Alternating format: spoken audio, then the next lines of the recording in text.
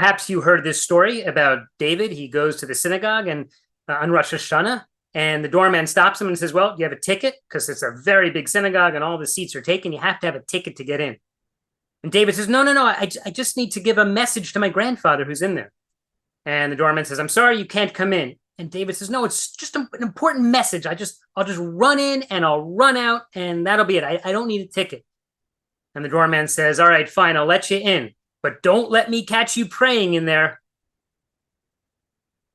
Yeah, well, happy Rosh Hashana, everyone. I'm Doug Goldstein here on the Goldstein On Gelt.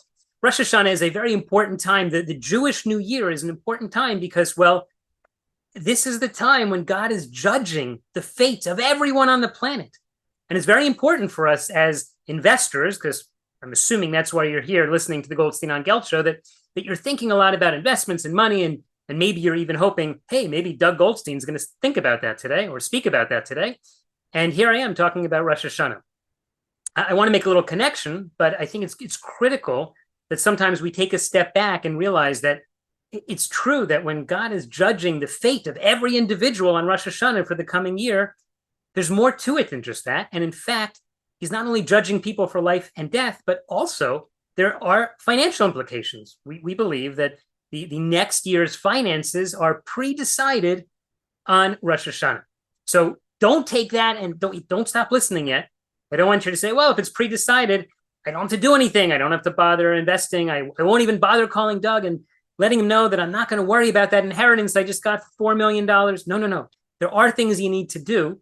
The fact that it's predetermined or pre-decided what your year is going to look like should be a little bit encouraging to you that maybe instead of listening to the Goldstein On Gelt Show, you should be getting ready to go to synagogue to talk about it.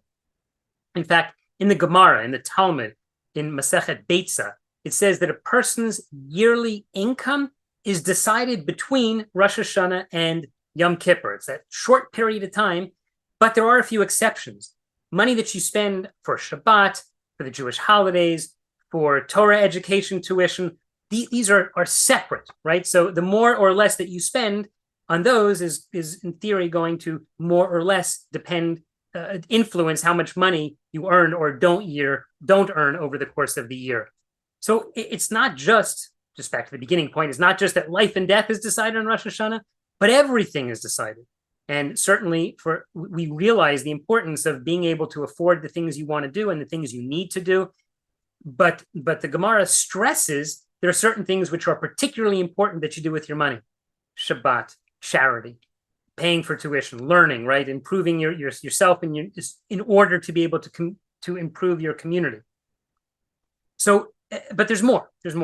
The losses are also predetermined, right? It talks in the Gemara that for a righteous person, a tzaddik, his losses will come in the form of charitable donations. In other words, he may get a lot of money, but he'll give it away, and that's okay. It's certainly much better than losing your money because the stocks go down or because of a penalty or a fee or losing money to the government in taxation. In fact, there's a story in the Gemara about Rav Yochanan ben Zakkai. It said that he was telling his nephews that they were going to lose 700 dinars that year. So they all got it, they realized this concept, so they started giving away a lot of money in charity. So that's the way that they lost the money, but I don't think they really lost it. And at the end of the year, they had 17 dinars left. And it says that the government took that money from them. So what's the point? The point is that if you use your money for the right things, and I guess everyone can judge, but I'm happy to give my 2 cents here. I think the right things are charity. I've spoken many times on the Goldstein On Gelt Show about the importance of trying to give 20% of your earnings to charity. Now, wait, Doug, 20%? The good book only says 10%. Yeah. But the fact is, there are lots of people I know, and I'm in a lucky position that in my day job as a financial advisor, I work with high net worth people who focus on giving 20% of their income away to charity. Now, in fact, I had heard this idea from Howard Jonas, who was a super successful businessman. I heard a speech by him, and he said that he and his wife donate 20% of their income to tzedakah, to charity, because it's the right thing to do, right? In Hebrew, the word tzedakah comes from the word tzedek, which means justice, right? It's the just thing to do to give away the money. You should be very happy that you're not in the position to be the person who needs the money. And maybe if you give away 10%, maybe you can also give away 20%. And my experience has been, and I can't use the word guarantee because as an investment advisor, we never use the word guarantee, but people who increase the amount of tzedakah, the amount of charity that they give, tend to do better financially over the long term. So let's take a step back now. We've spoken a little bit about Rosh Hashana. We've spoken about this period of time between Rosh Hashana and Yom Kippur when your life and death are determined, but also your financial situation is determined. What do we do with that? I think the first thing is to shift our perspective on work and on life and make sure that they're properly balanced. The work that you're doing to earn the money is for a reason. And earlier we spoke about the reason is to pay for things on Shabbat. Well, what's the reason there? Well, the thing about Shabbat is that's the time to bring your family together. Spending money on experiences is so much better than spending money on things. I'll tell you one thing that my family and I did this summer. We decided instead of going away on a summer vacation to someplace interesting or far away or a beautiful hotel, we created Home Hotel. Home Hotel took a fair amount of work, but frankly, no more work than registering and getting the whole family to a hotel.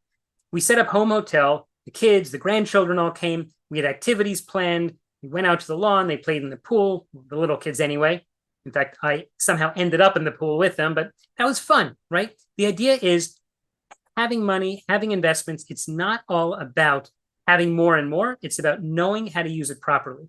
So when I start talking with clients in the initial meeting, and they go over first all of their portfolio, their investment accounts, their IRAs, their pensions, everything that they've got, then I ask them, what are you trying to do? What's the goal? And a lot of times people will tell me, well, I want to help my kids. I'd like to retire. I'd like to go back to school. I want to help my kids in school. I want to go on a vacation. It's the goals that are important. But in order to make sure you're properly invested, you need to know what those goals are, and you have to tell them to your financial advisor. Otherwise, what happens? People end up charging ahead to try to make the most money on their investments. And what does that usually entail? That usually entails taking on the most risk, which simply isn't appropriate for almost everyone I speak to. You don't want to maximize your risk. You want to maximize your lifestyle. Start by thinking about what's important to you on Rosh Hashana and on Yom Kippur and for the year and what it means to you to have money. What are you going to do with it? Why do you want to have it? And who do you want to help? Is it yourself? Is it your family? Is it your community? Is it the world? These are the questions to begin to ask. So my closing response is that is the response to what I said in the beginning, that we said, well, God pre-decides what's going to happen in the year. But we have another concept. It's true. God may decide what's going to happen during the year, but it's up to you to make those decisions come to life. You have to do your hishtadlut, right? You have to do your work. You've got to work. You've got to earn money. You've got to save money. You have to invest money. You have to do it. It's not by magic. I will tell you, I've never, ever gotten a call about a client telling me to invest this way or that way from God. It just doesn't happen. It's up to you to make those decisions. It's up to him to figure out what's going to happen with it, but you ultimately have to make the decisions. If you need help making those decisions, it's my job, it's my hishtadlut, to help people handle their portfolios. If you have any questions about your investment portfolio, my specialty is working with people who live in Israel, who have U.S. investment portfolios, brokerage accounts, IRA accounts, bank accounts. We deal with stocks, bonds, mutual funds, CDs, right? A lot of our clients are investing in FDIC insured CDs because, frankly, they tend to be a little bit older. Frequently, they're widows or widowers. They don't want a lot of risk. They just want to get interest. The whole scope of investments is available. But if you don't feel like you're an expert in handling them, be sure that you get some expert advice as well. You can contact me at the Contact Us page at goldsteinongelt.com, or feel free to simply email me directly to my corporate email, which is Doug, D-O-U-G, at profile-financial.com. I'm Doug Goldstein. Looking forward to seeing you next time on the Goldstein On Gelt Show. I'd like to wish you, your family, your loved ones, Shana Tova Mituka.